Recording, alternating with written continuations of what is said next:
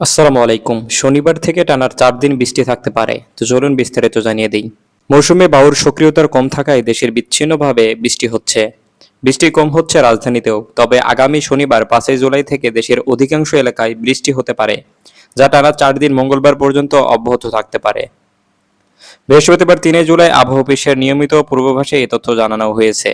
এতে বলা হয়েছে, শনিবার থেকে রংপুর, খুলনা, বরিশাল, চট্টগ্রাম ও সিলেট বিভাগের অধিকাংশ জায়গায় এবং রাজশাহী, ঢাকা ও ময়মনসিংহ বিভাগের অনেক জায়গায় অস্থায়ীভাবে দমকা হাওয়া সহ হালকা থেকে মাঝারি ধরনের বৃষ্টি অথবা বজ্রসহ বৃষ্টি হতে পারে। একই সঙ্গে সারা দেশের কোথাও কোথাও মাঝারি ধরনের ভারী থেকে ভারী বর্ষণ হতে পারে। এই সময় সারা দেশে দিন ও রাতের তাপমাত্রা সামান্য কমতে পারে। এই বৃষ্টিপাত মঙ্গলবার পর্যন্ত অব্যাহত থাকতে পারে। আবহাওয়াবিদ ওমর ফারুক সংবাদ মাধ্যমকে বলেন, বর্ষাকালে প্রতিদিন দেশের কোথাও না কোথাও বৃষ্টি হয়, তবে ৫ই জুলাই থেকে দেশ জুড়ে বৃষ্টিপাত বাড়তে পারে।